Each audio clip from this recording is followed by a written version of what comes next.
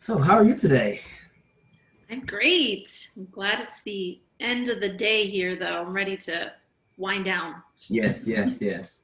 Well, thank you for being here today, representing USC. We appreciate you very much at Lincoln Heights on our bid. So, today we have Rocio.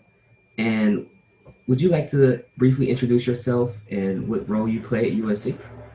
Sure. Hi, everyone. My name is Rocio Flores, and I am the program administrator for USC Civic Engagement and Economic Partnerships.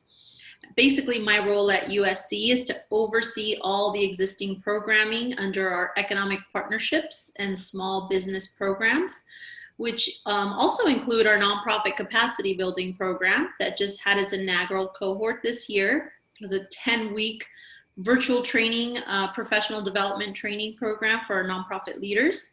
But our focus and our emphasis is on the small business community, on micro enterprises and entrepreneurs. And so we host a 15-week program called the Bridges to Business Success Program. We also focus on our South LA communities and have started a South LA small business network where we host bi-weekly virtual meetups with our amazing partners, LA Urban League and the LA South Chamber of Commerce. And so we focus kind of on a different topic every week, but it's really an opportunity for businesses to come together, to feel united, to feel connected, to share resources, and to really highlight who they are. We're about to engage in our quarterly women business roundtables with another great partner, Small Business Majority. We want to make sure we elevate the voice of the women entrepreneur and business owners in our communities. And we're really excited to announce that we're launching a 6-week virtual training program for small business owners in Spanish, Oh, which we haven't done before. This will be a program that's available at no cost to our community, but they are required to register. And so that launches January 2021.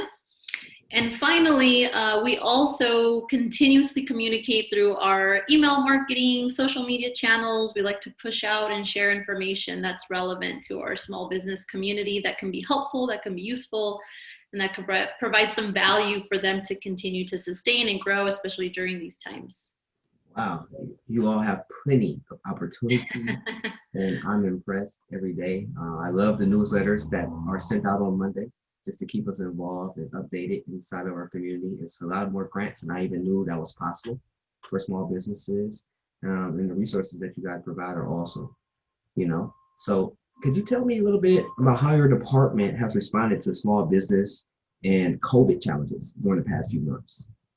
Sure. So we've had to pivot just like everybody else. We are doing a lot of our programming. We were doing a lot of our programming in person. We were used to, for example, hosting community workshops in the community at local coffee shops, nonprofit locations. But now we've had to kind of move all that online and host webinars and events and workshops online. And so that's been challenging, but I think like everyone else, we're getting accustomed to it. We're getting a little better and better at it every time. We have switched online to continue to reach out to people, although we realize that presents challenges as well. Some of our communities, not even communities, just some, business, not all business owners are used to the platforms like we weren't. Zoom was very new to me. I stayed away from those webinars in the past until I was kind of forced to use them to connect with people. But there are still challenges when people can't connect, they can't navigate the system. But I think overall it's gotten easier for people, and it's definitely gotten easier for us. And so we're just trying to make way and find the way to stay connected because we know that's important. And it's not yet safe to convene in large groups. And so we're not doing that, but we're using our tech tools to make sure that we stay focused on our goals and also trying to use social media a lot more to connect with folks and to reach out to new people that we haven't touched base with before. That's amazing. Thank you very much. That's very cool. I love how you all have adapted, especially as one of the leading universities in the country. It's a very big responsibility. and what you guys are doing is very impressive. D'Angelo, I also wanted to mention, aside from the work we're doing with our small businesses directly, USC has also been very supportive of a lot of these meal programs that we see in our communities.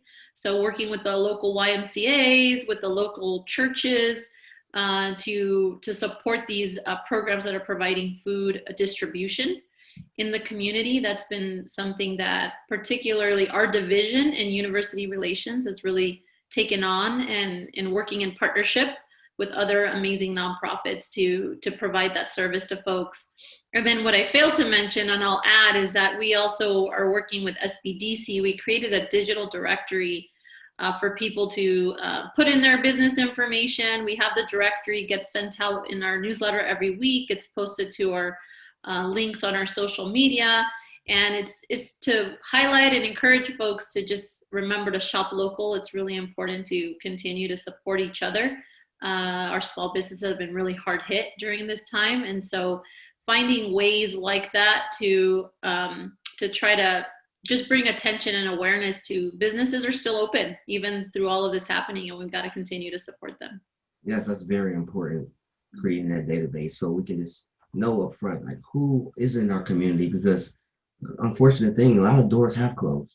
A lot of people couldn't afford their rent. A lot of people may have been lost in the madness, but it's still hope, it's still opportunity. And as long as we keep on spreading the opportunity, spreading the ways that people can be seen, that's very important. I want to touch on one thing you mentioned about the food distribution, which you got going on. Actually, in Lincoln Heights, on Wednesday, we have our farmers market. And I was talking with the president, Steve Caston, and he wanted me to mention to you, let the people know in the environment of, USC, whether it's students and everything like that, or staff, or just community members, how could we get a shuttle that maybe comes from that community to visit our farmers market? We'll put that idea in the air and see how we can actually bring some more people so people can get fed everywhere. And these local farmers can also receive some more, compensation for all the great veggies and things that they have, because it's just tough for them to market themselves as well. So we have a great network such as USC being able to provide some of the members that you have. That would be awesome. Yes, definitely. We've talked about that off and on in the past with some other members of our team as well. And I know that COVID kind of put a halt on some of the services that USC is providing. We're not having in-person classes either.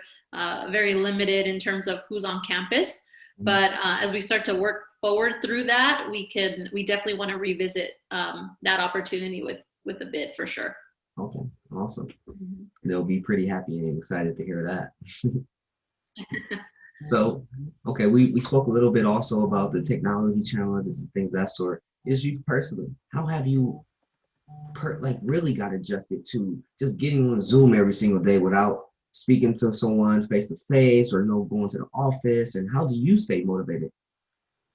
But adjusting has been, USC has created an opportunity for us to transfer over to that platform pretty efficiently, and connecting us all remotely so that we're able to take advantage of a platform like Zoom, like others similar to Zoom. I think Zoom is being coined as the virtual space now, even if you're using something else, right? But it's been tough to connect with people. A lot of what we did in the past, like I shared, was in person. A lot of coffee meets, a lot of in-person events. We liked hosting things in community with community. And I think everyone all around is feeling kind of the struggles and the adjustments of kind of sitting in front of a screen like we are today. Although I think looking at the positives, right, and the fact that we're able to reach more people, we're able to avoid traffic and kind of get to more getting to know yous like this with people, because our schedules maybe aren't quite as tight. Although I hear people say all the time they're working harder than ever now, even more than they were before. And that could be true. But right now, safety is obviously of utmost importance. And so we want to make sure that we respect the policies, the rules that are being enforced, both through our cities and our state, but also in our organizations. And so USC is very obviously communicates how important safety is. And so we all follow that, we all believe in that. And so we're just doing the best we can with using these types of platforms right now. Wow, well, thank you. So what would you say to inspiring entrepreneurs who's looking to be involved, who has never started a business before, and they would just like to, get their feet wet? You mentioned earlier about your Bridges to Success program, which I believe is a very great program, and you have a scholarship opportunity available, right? Yes, Yeah. we do. Okay. Yes, thank you. I would say definitely to any kind of emerging entrepreneurs, stay focused. There's a lot of resources out there, and sometimes the hardest thing is just to get access to those resources. Like, what are they? But networking right now in this time is really important. But also not just networking in and of itself, right? We can go to all these kind of workshops online and different things. Really be intentional about what you do, where you log in, and make those connections. Maybe set a goal for yourself, like each of these webinars, each of these workshops I'm going to connect with one person in the room. Whether we think sometimes it's a direct fit or not, sometimes that opens doors and that we wouldn't know about if we didn't kind of push ourselves a little bit to be courageous and take that first step to reach out to someone. But there are a lot of resources out there for people. You mentioned specifically our Bridges program. It is a pretty intense program. It takes up half your Saturdays. It's a 15-week Saturday program. But it's a great opportunity to build connections, to be a part of a cohesive group of peers that are like-minded. And then getting all the resources. We have coaching, one-on-one coaching that we offer, in addition to the actual training and classes that people will attend. And there are scholarships. We have limited full scholarships for our businesses in our South LA communities, but also specifically in Boyle Heights, El Sereno, and Lincoln Heights. And so for any of those business owners and entrepreneurs that are listening or viewing this session, if they're interested, then we can definitely share that communication with them, that website to go to. I'd say it now, but it might be tough for people to write it down so quickly. So It's up there. Boop, right yeah, I should know how to create like a virtual website up here, but I don't. So, but they can apply directly on the website, and that program starts February 6th. So there's still plenty of time. The application window closes on January 8th, but that's just one of many. There's a lot of great organizations, and what I recommend is that you kind of start in your immediate circle, like what's geographically around you, maybe. Those people that you already know, and start asking, don't leave a meeting or a conversation without asking people, can you recommend one or two more people that I can talk to based on what you've heard me share with you? And very rarely will you get people that are like, I'm not interested, or no, I don't have anything for you, right? Mm-hmm. People want to help, people want to share what they know. And so just keep asking questions, keep pushing forward. Wow, well, thank you for the detailed explanation.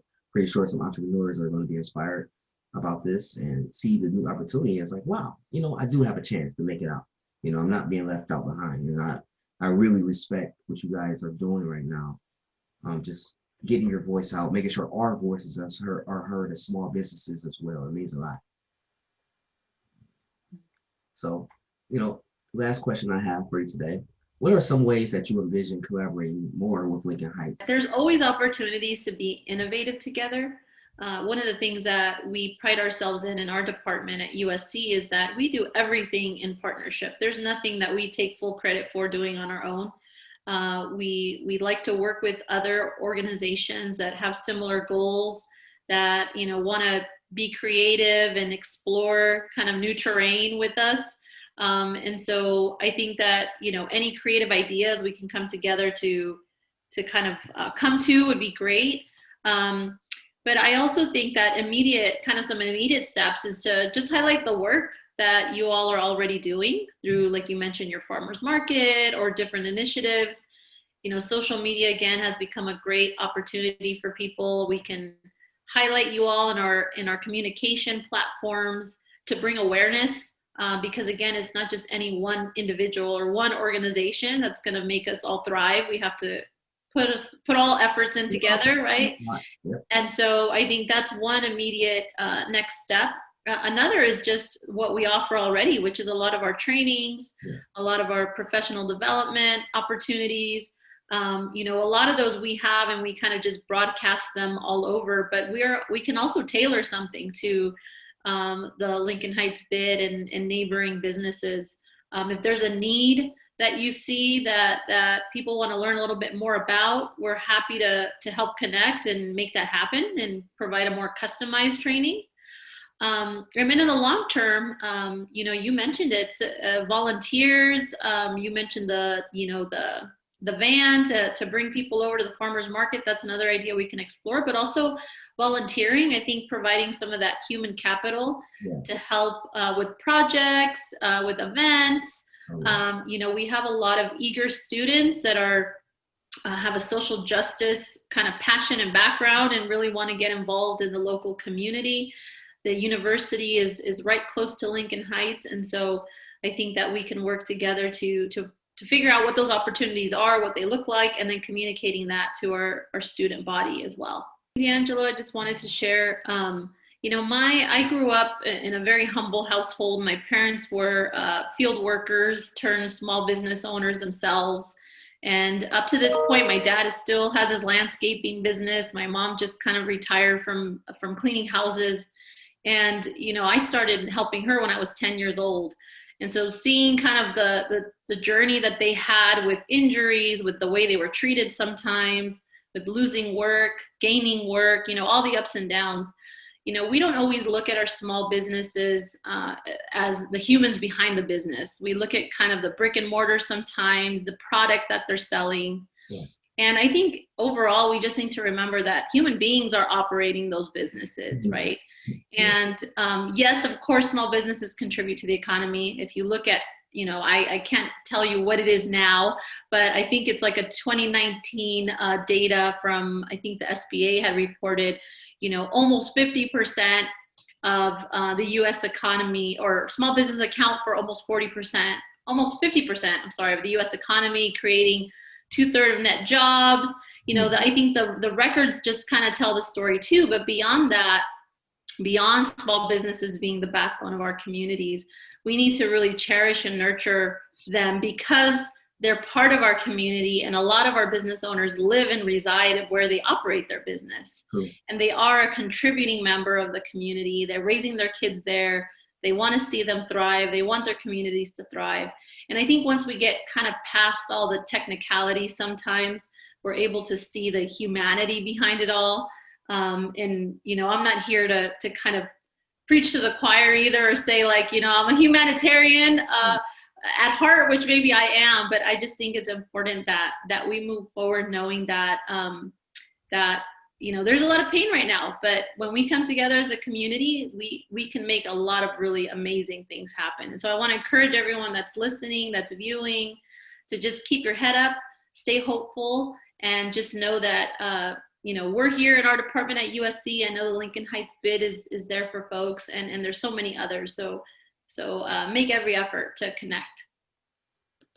Well, thank you. And I'd like to tell you to tell your mom and dad congratulations for all those years of great business, because like you said, it's not always easy to start a business and keep it rolling. And we have to support the people behind the business. I know it's a lot of technology and things of that sort, but the people and the soul and the human touch is actually what brings the liveness into our communities. So thank you. Yes. You are a humanitarian spirit. I feel it. You know, you have that social impact drive, and that's why you're in the position where you are today. So thank you again today for meeting us, and we look forward to keep on building a great relationship with you. Thank you. Thank you for having me, D'Angelo. Thank you all. You're welcome. All right, we'll talk to you later. Thank you. All right. Bye-bye.